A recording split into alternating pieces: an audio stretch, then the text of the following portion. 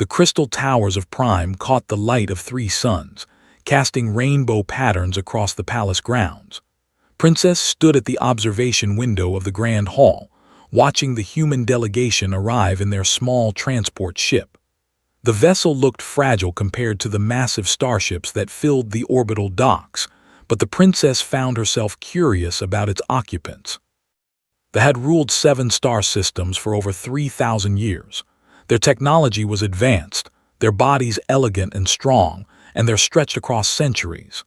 They had never needed anything from other species except resources and occasional labor. The humans, by contrast, were rough creatures from a harsh world. They aged quickly, fought constantly, and seemed to value things they considered unimportant. Yet here they were, requesting a formal alliance through an ancient tradition, marriage between royal families. His father, Emperor, had agreed to the arrangement without hesitation. An alliance with humanity would secure valuable trade routes and provide additional military support against the growing threat in the outer regions. The humans had little to offer in terms of technology or power, but they controlled several important stations and had recently developed weapons that worked in ways they had not anticipated. It was better to have them as allies than potential enemies. The princess descended the spiral stairs to the greeting chamber, her silver robes flowing behind her. Her blue skin gleamed under the artificial lighting, and the jeweled crown on her head reflected her status and age. Despite being only 230 years old, she was among the youngest in the imperial family. Her father would live for another 600 years at least. She had resigned herself long ago to this marriage. Politics required sacrifice, and she had been bred for sacrifice since birth. Commander Price walked into the chamber with 3 other humans. The commander was tall for his kind, with dark hair and a calm expression. His uniform was simple and practical, unlike the elaborate robes worn by most diplomats. He moved with purpose but without arrogance, and when he saw the princess, he bowed with genuine respect rather than the false courtesy he was accustomed to. "Your Highness," he said in careful, his human accent thick but his words clear, "I am honored to meet you." The other humans in his delegation looked nervous. They glanced around the vast chamber with uncertain eyes, taking in the towering ceilings and the patterns of light dancing across the walls, but remained steady and calm. He did not stare at with wonder or fear. He simply looked at her as if she were a person, not a symbol. The formal ceremonies lasted 3 days. There were rituals to perform, agreements to sign, and presentations of the marriage contract. Sat through all of it with the patience her people possessed in abundance. She watched as he attended each event. He never complained about the length of the ceremonies, never asked for anything special, and never tried to establish dominance or negotiate better terms. He simply accepted what was given to him and thanked those who served him. When they were finally alone together in the royal quarters, found herself less anxious than she had expected. The chamber was large and elegant, with walls that displayed living artwork. Ancient tapestries hung from the vaulted ceiling, and the floor was inlaid with stones from 17 different worlds.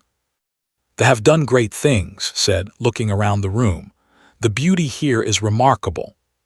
Studied him carefully. "You are not afraid." "Of what?" asked. "Of me, of your new situation, of being so far from your home." Turned to face her. His eyes were kind, but there was something deeper in them that she could not quite understand. A depth that suggested he had seen things, done things, that had changed him. "I left my home to build something better," he said simply. "I understood when I accepted this assignment that I was leaving behind everything I knew. Fear would not change that fact. It would only make the transition harder." For the first time since the marriage was arranged, felt something shift within her. This human was not what she expected. The diplomats of Prime were cunning creatures who measured every word and hid their true thoughts behind careful smiles, but seemed different. There was no deception in him, no hidden agenda. He was simply a person who had chosen to accept his fate with grace. Over the following weeks, the princess discovered more about her new husband. He learned her language quickly, improving his accent with each day. He asked genuine questions about customs, not out of obligation but from actual interest. When she showed him the imperial gardens, he did not pretend to understand their complex beauty. Instead, he asked why she loved them, and he listened to her answer as if it was the most important thing he would ever hear. The court whispered about the human who had become part of the imperial family. Some thought him harmless and irrelevant, a pet given to the princess to keep her occupied. Others found him amusing, a simple creature who could provide entertainment during formal events. Very few took him seriously as anything more than a political arrangement. Said nothing to correct these opinions, but she began to notice small things about that contradicted the court's assessment. He observed everything around him with careful attention. When military officers discussed strategy, he listened and asked intelligent questions.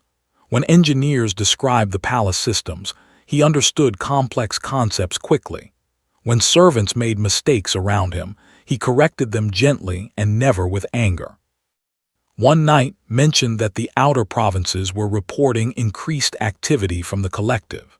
Raiders had attacked 3 merchant vessels in the past month, and her father was considering sending additional forces to the border.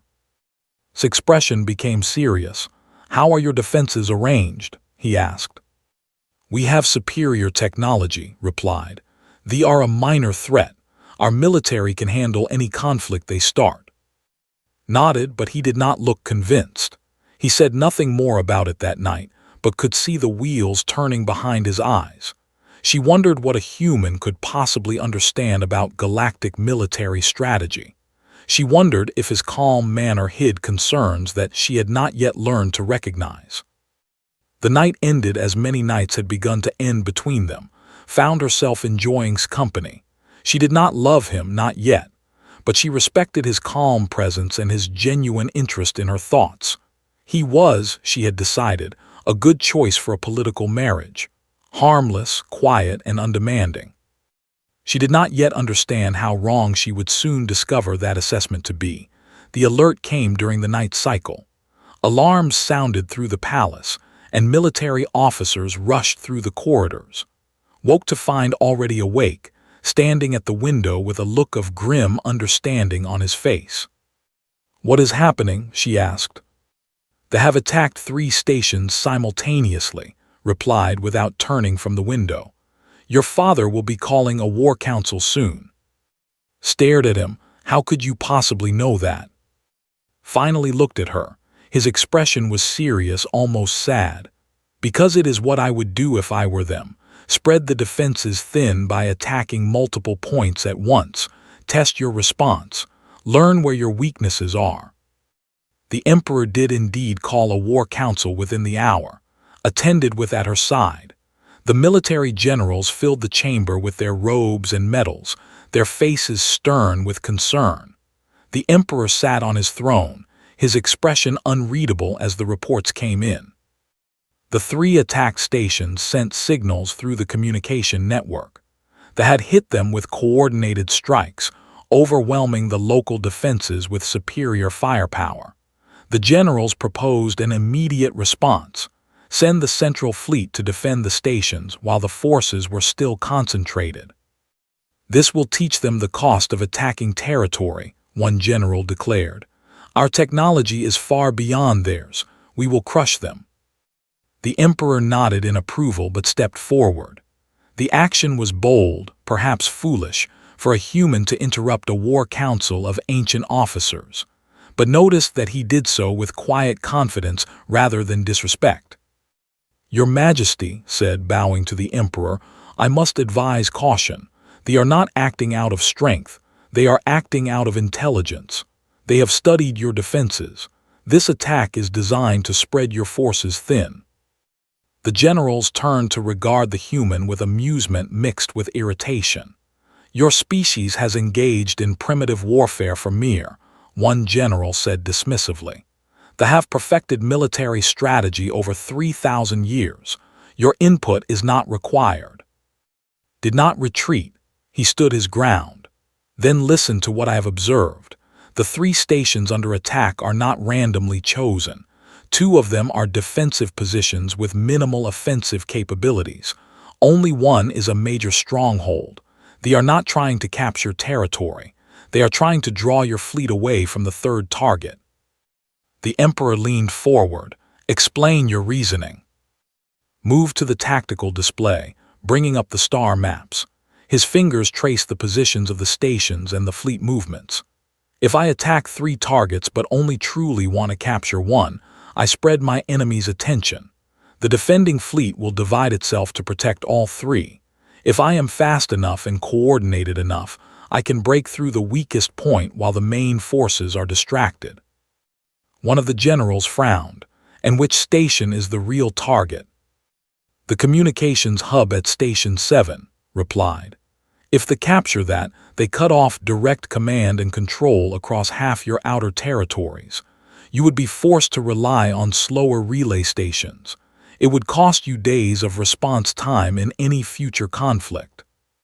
The Emperor stood from his throne. How do you know this? Met the Emperor's gaze directly.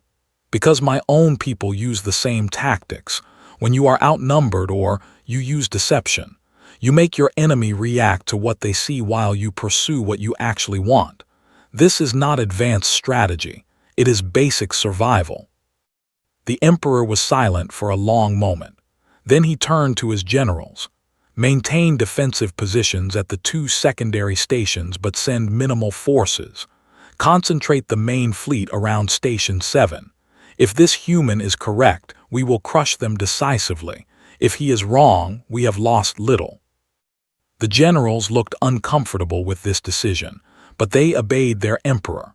The fleet moved into new positions, then suggested something even more radical. Instead of waiting for them to complete their attack, they should launch a strike against the supply lines supporting the invading forces. The fleets are stretched thin across 3 systems, explained. They have supply ships moving between the attack forces and their home base. If you strike there, you force them to either abandon their attacks to defend the supply lines or watch their ability to sustain combat deteriorate rapidly. Again, the generals objected. Again, the Emperor chose to trust the humans' judgment. The battle lasted only 6 hours. The attack on Station 7 was repelled with heavy casualties on both sides. The supply strike devastated the invading fleet, leaving them unable to sustain their assault. The 2 secondary stations, defended by smaller forces, were abandoned by the commanders as they realized their strategy had failed. The victory was complete and decisive.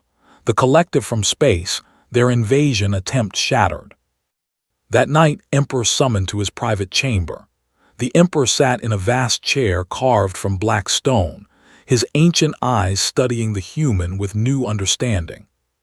You have military training, the Emperor said. It was not a question. Did not attempt to hide the truth. I served in Earth's military forces for 15 years before becoming a diplomat. I have seen wars. I have commanded troops. I have lost soldiers under my command. Why did you not reveal this when you arrived? Considered the question carefully before answering. Because fear clouds judgment. If I had immediately revealed myself as a military officer, your people would have seen me as a threat rather than as a partner. They would have tried to neutralize that threat. Instead, I have had the opportunity to show you through my actions who I truly am. The Emperor nodded slowly. Your people, the humans, they are not what we assumed. No, agreed. We are not. We come from a world that tried to kill us constantly. Predators, disease, harsh climates, natural disasters. We survived not because we were strong, but because we adapted. We learned to think differently than our enemies. We learned to sacrifice for each other. We learned to find strength in unity rather than individual power. The Emperor leaned back in his chair. And now they will know this as well. They will know that humans are not the simple creatures they believed. Yes, said. But more importantly, they will know that they are willing to listen to wisdom regardless of its source. They will know that age and technology do not guarantee victory. They will respect strength combined with intelligence." The Emperor studied for a long moment. Then he stood and placed a hand on the human's shoulder, a gesture of respect between warriors. "You have earned the right to speak in my war councils," the Emperor said, "whether my generals like it or not." Bow deeply. "I am honored, Your Majesty, but understand this. My goal is not to replace your military strategy with my own. My goal is to help your people survive and prosper. If my advice is ever wrong, if my judgment fails, you must be prepared to override me. A wise commander listens but does not become dependent on any single voice." The Emperor smiled for the first time since had met him. "I believe you may be more valuable than an entire battle fleet, human, and far more interesting." Later, when returned to his chambers, was waiting. She looked at him with eyes that saw him clearly for the first time. "Who are you really?" she asked. Sat beside her. "I'm exactly who I have always been, but you are only now beginning to see me. 3 months after the first attack, the conflict escalated dramatically. The alien collective was not retreating as expected. Instead, they were reinforcing their positions and launching larger strikes against territories. The initial victory had not broken their will. It had only made them more determined. The war room of the Imperial Palace was in constant motion now. Military officers studied tactical displays, commanders barked orders, and reports flowed in from across 7 systems. The Emperor had made an official advisor to the military council, a decision that caused considerable resentment among the traditional generals. They tolerated the human because the Emperor commanded it, but they did not trust him. Some even questioned whether his earlier advice had been genuine strategy or merely luck. A new crisis forced them to reconsider their doubts. They launched a coordinated assault on 3 major stations and 2 fleet positions simultaneously. Unlike the earlier attack, this was a full invasion force. The alien fleet numbered over 300 warships, supported by hundreds of smaller vessels and fighters. The military command reacted with practiced efficiency, mobilizing their superior forces to defend against the incursion. For the first 2 hours, the battle seemed to be following the expected pattern. Technology was advanced, and their ships were individually more powerful than vessels. But something was wrong with the overall engagement. They were not fighting according to any pattern they had encountered before. Stood in the war room, watching the tactical display with focused intensity. His eyes tracked movement, patterns, and positioning, while the generals discussed deployment strategies and argued about where to send reinforcements, was silent. Then he stepped forward. "Stand down the 3rd Fleet," he said. General Karan, the highest-ranking military officer, turned on him with anger. "The 3rd Fleet is defending against a direct assault on Prime's outer defenses. If we withdraw, the station falls within hours." "No," said calmly. "The station will fall anyway if you send the 3rd Fleet as planned. What you are seeing is a deception. The major force is not at Prime. It is here." Pointed to a section of space that appeared to have only minor activity. "This force is lighter, less concentrated. Your commanders see it as a secondary threat, so they are leaving it with minimal presence. But they are using fighters and small ships as a screen. Behind that screen is a concentrated battle fleet. It is moving in slowly, staying hidden. If you commit all your major forces to defending Prime, this hidden fleet will move into position and strike at the relay stations. Once those are gone, Prime is cut off from the rest of your forces." "This is speculation," another general said coldly. "You ask us to abandon a major station based on your guesses." Remained calm, unmoved by the dismissal. "Then send 2 light scout ships with advanced sensors to the coordinates I specify. Check for the hidden fleet. If I am wrong, the ships can return in minutes and the main fleet can still defend Prime. But if I am right, you have identified the true threat." The Emperor, who had been watching quietly from his elevated position, nodded to General Karan. "Send the scouts. Verify or disprove his claim." 3 minutes later, the scouts reported a massive concentration of warships exactly where had predicted. The entire tactical picture shifted. The command realized they had been looking at a trap. By defending Prime with all their forces, they would have allowed the hidden fleet to outflank them completely. Immediately outlined a new strategy. Pull back from the 3 stations, make it appear that they will fall. They will commit their reserves to capture them, believing victory is near. But this is your real offensive opportunity. Use your fastest battle groups to strike at the relay station system from an unexpected angle. Bypass the fleet entirely. Once the relay stations are in your hands, you control the supply lines and communication network. The fleet will be stranded. It was dangerous. It required abandoning 3 important stations and trusting that the counterattack would succeed. But the generals understood the logic now. Was not guessing. He was reading the battle like a skilled player reading the moves of an opponent. The battle lasted 18 hours. It was brutal and it was devastating to the collective. As the forces captured the relay stations and isolated the fleet, the alien ships found themselves surrounded and cut off from support. Rather than fight to destruction, the commander ordered a retreat. Within 2 hours, the surviving warships fled back to their own space.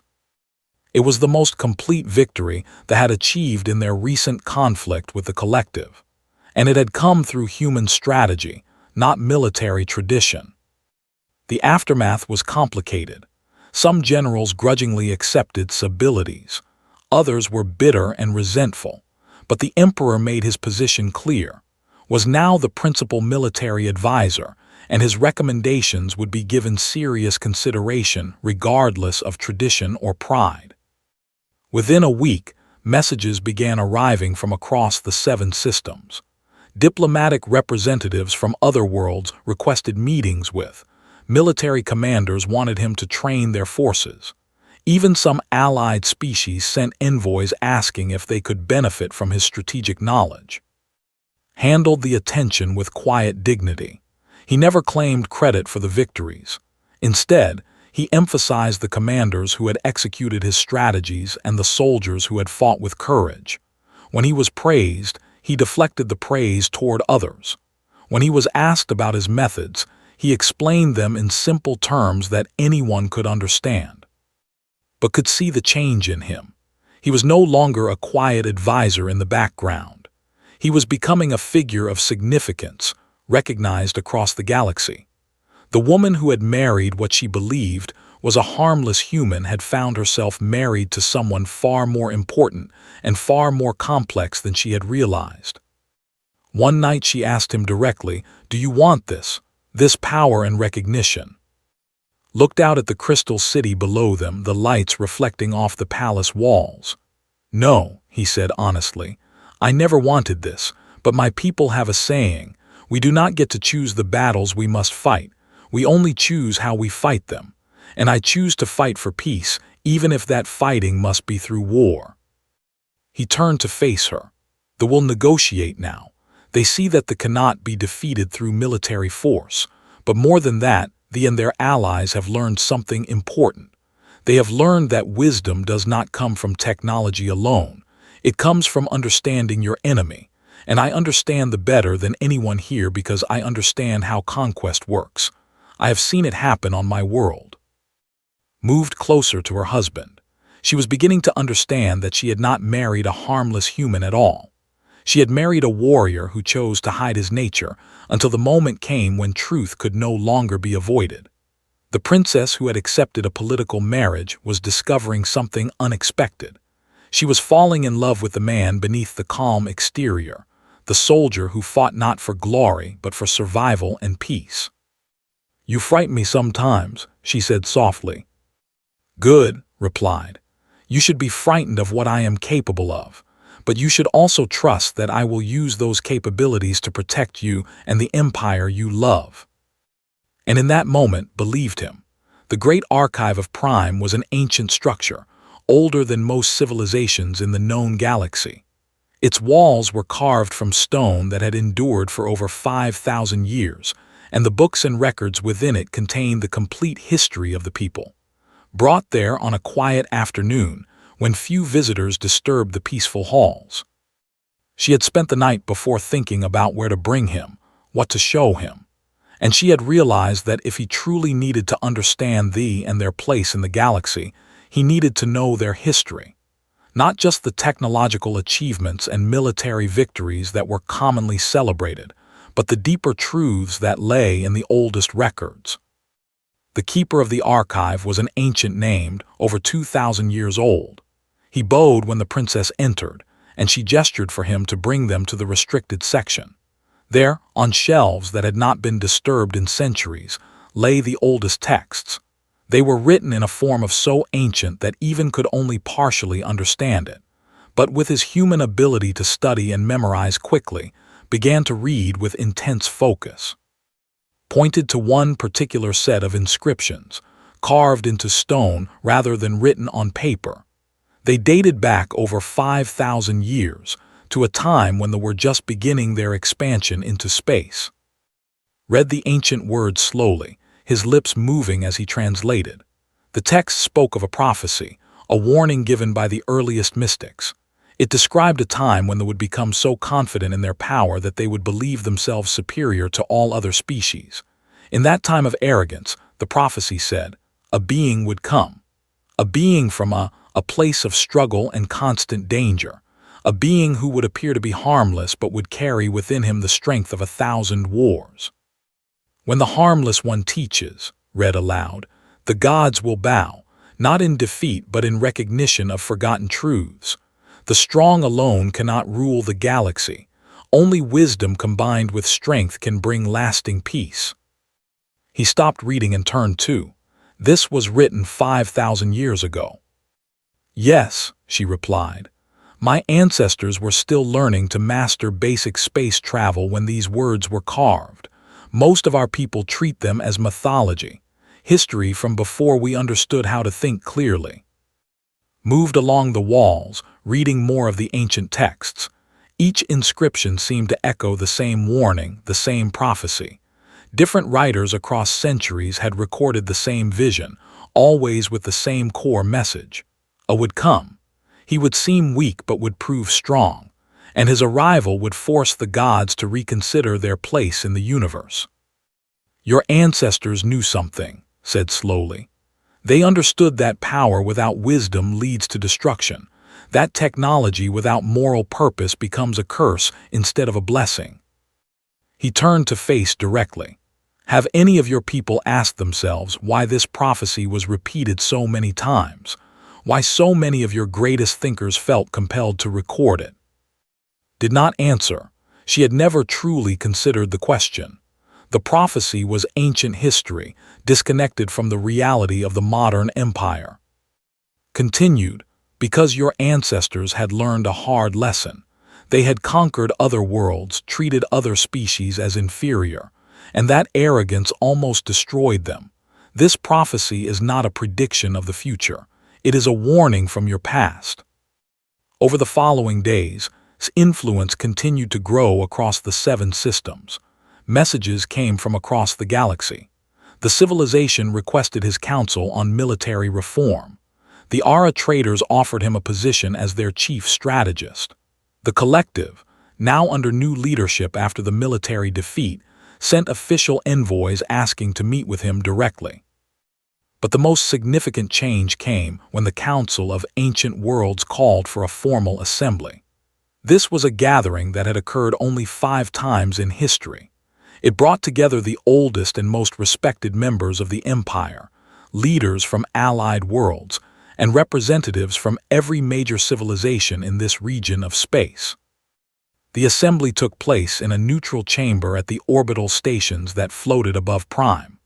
Hundreds of representatives filled the great hall, their species diverse and their purposes varied.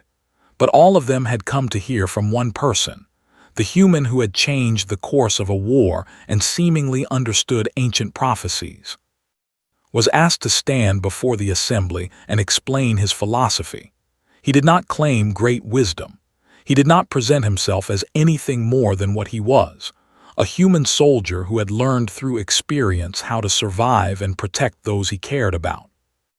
He spoke of Earth's history.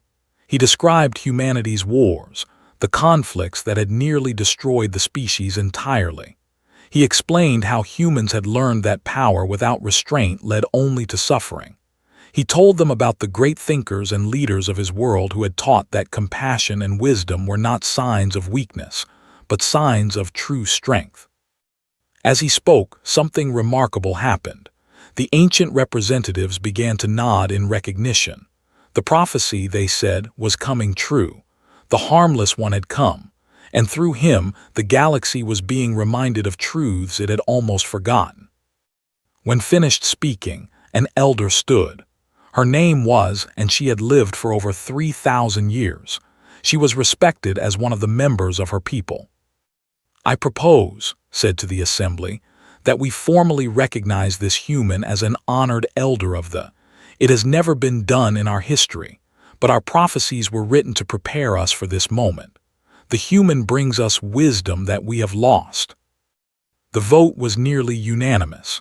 Only a few of the most traditional generals objected, but they were overruled by the weight of the assembly's decision.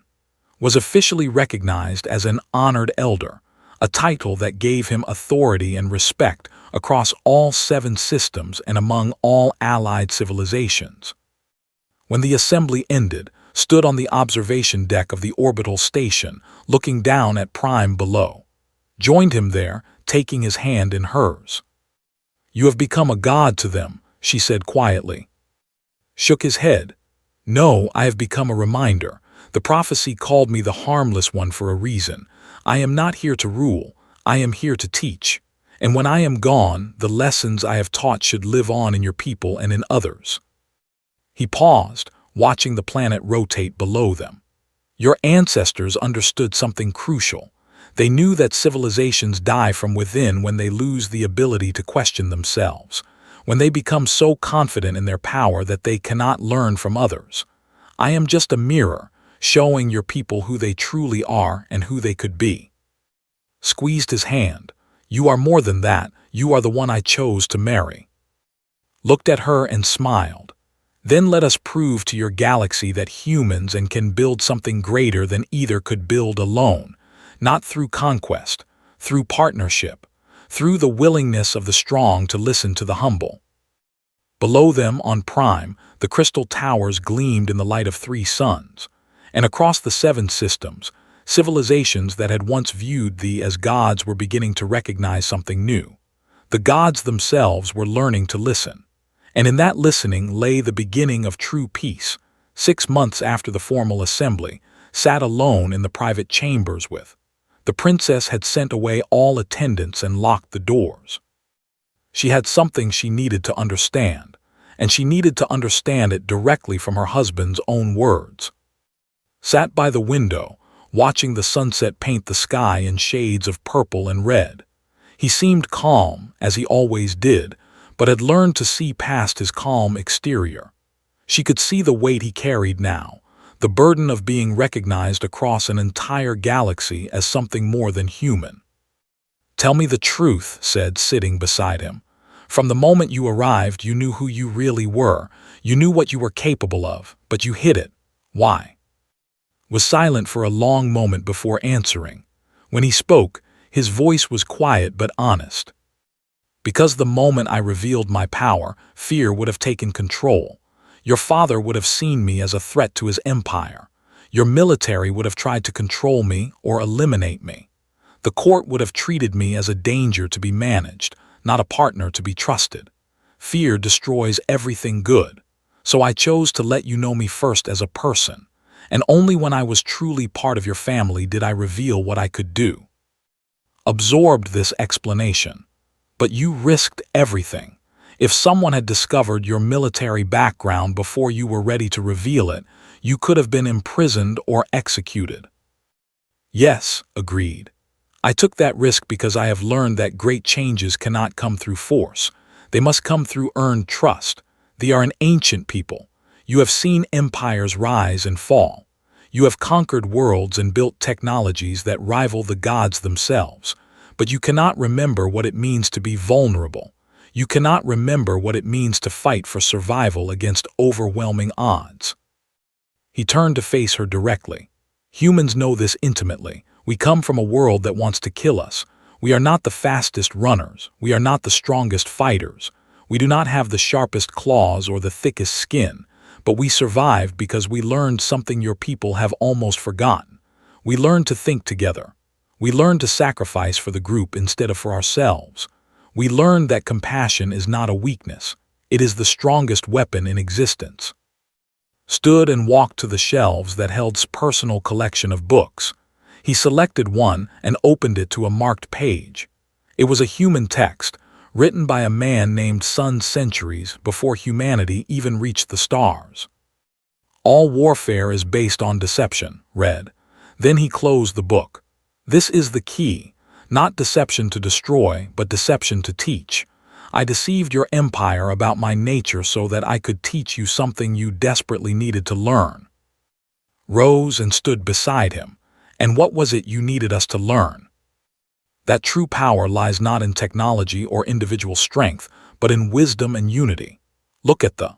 They are nearly as advanced as you are, yet they attacked you expecting to conquer easily. They believed that force was all that mattered, but they did not understand strategy. They did not understand that the strongest warriors can be defeated by those who think more clearly.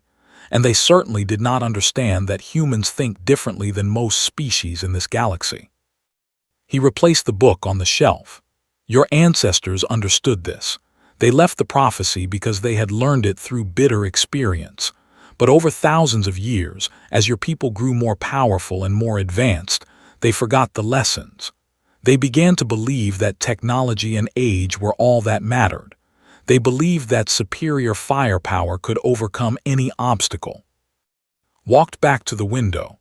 But war is not just about weapons. It is about will. It is about understanding what your enemy really wants and giving them something they want more. It is about patience and adaptation and the willingness to sacrifice short-term advantage for long-term gain. Joined him at the window. You sound like a military commander. I said. I commanded soldiers on Earth. I ordered them into battle. I sent them to their deaths in service of causes I believed were just. But I learned that commanding through fear and force was always temporary. The moment I showed mercy instead of cruelty, the moment I treated my soldiers as people instead of tools, everything changed. They followed me not because they had to, but because they wanted to. They fought harder, thought more clearly, and showed more courage. He looked at, this is what I tried to teach your father and your generals, not through speeches or explanations, but through actions. By proving myself effective in small ways, by never demanding glory or recognition, by treating everyone with respect regardless of their rank or species. Asked the question that had been weighing on her since the assembly. Do you want this power and influence, or does it burden you? Smiled sadly. It burdens me. I never wanted to be a god in anyone's eyes. I wanted only to be a good husband and a good advisor. But sometimes we do not get to choose who we become. We only choose who we try to be and what we stand for. And if my being recognized as something more than human can help create a galaxy where species cooperate instead of compete, where wisdom is valued over power, then I accept that burden. He took her hand. But I need you to understand something crucial. I am still human. I still have limitations. I still make mistakes. They have elevated me to something near divine in their thinking, but I am not divine. I am just a soldier from a harsh world who has learned to think strategically. That is all. Squeezed his hand. You are more than that. You are the man who taught my entire civilization that we were wrong about ourselves. You taught us that wisdom is more valuable than power. You taught us that compassion is strength. How many humans could accomplish such a thing? Many, replied firmly. The problem is that most humans never get the opportunity. Humans are scattered across the galaxy now, building lives on different worlds, serving in different armies. Many of them are strategists and teachers and leaders. They are just not in positions where billions of people listen to their words.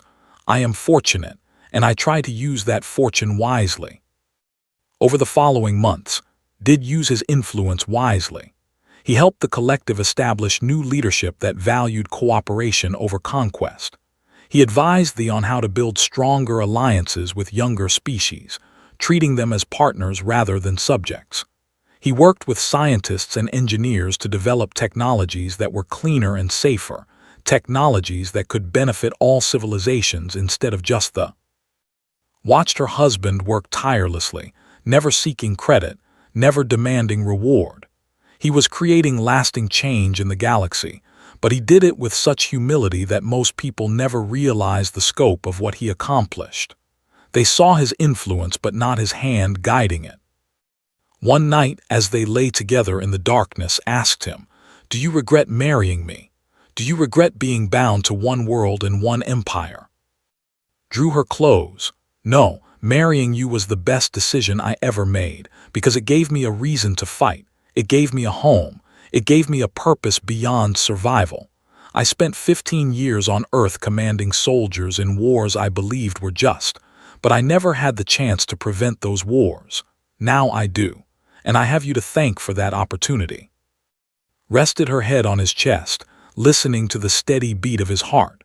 A human heart pumping blood that was different from her own, but a heart that cared deeply for her people and for peace.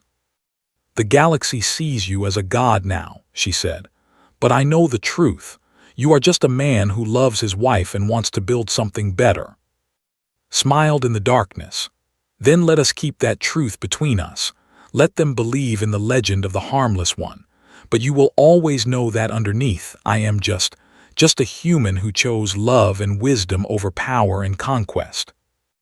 And as the crystal towers of Prime gleamed below them under the light of 3 distant suns, the man who had become a symbol of a new age held his wife close. The prophecy had been fulfilled, but not as anyone expected. The gods had not bowed to a conqueror. They had bowed to someone who asked nothing but to be heard. And in that small act of listening, the entire galaxy had been changed forever.